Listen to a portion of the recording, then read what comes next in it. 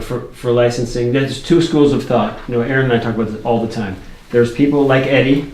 We asked him, well, why did you go this route? He said, for the money. He was honest.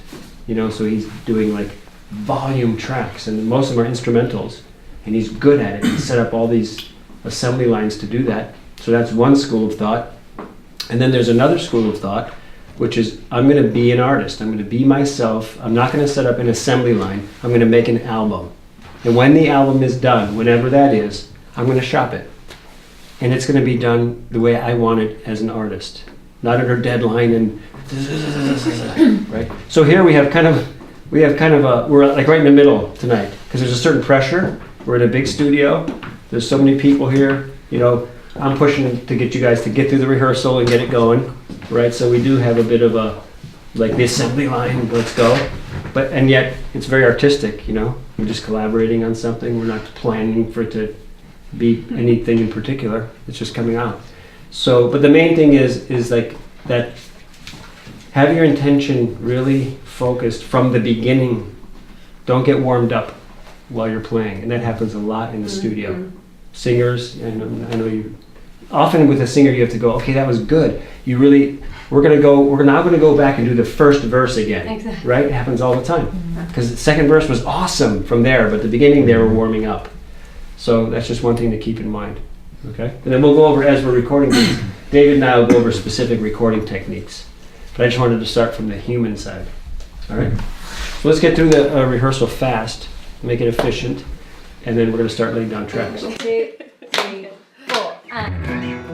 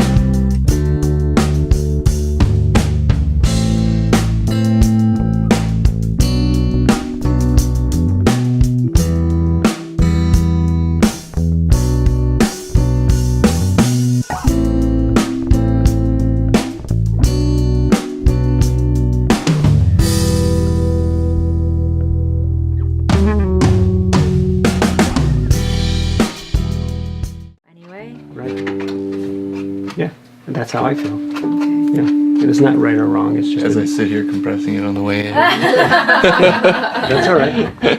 I mean, bass is no. We were talking about vocals. Oh, you were. Oh, okay. Yeah. No, bass is one thing I will compress going in. Okay.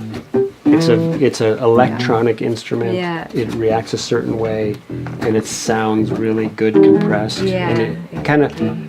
This is my opinion, but bass, when compressed a certain way, can't sound bad. I don't know if that makes any. It just doesn't sound bad if you compress it a certain way. It just sounds. Oh, it sounds good. Yeah. So like, why wouldn't you?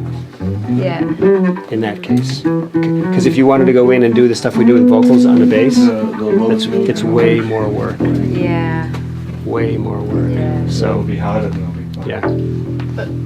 But so there is a difference going on the way in, hitting the bass on the way in like, so you wouldn't compress bass afterwards and be able to get the same effect, or you're saying you can would, do but both? see, it's just efficiency, Okay. workflow, speed Yeah, okay. at that point. But for vocals, I'm with you. My workflow and speed, I'm not going to speed up because I compressed on the way in, and I'm committed, so I don't want either of those. I agree with you on that. Does that make sense? Mm-hmm. Yeah.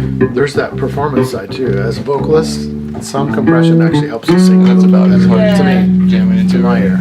But so it's a trade-off. Yeah, and so what I do for that is I route a compressor to the headphones. That doesn't go in. Oh my god!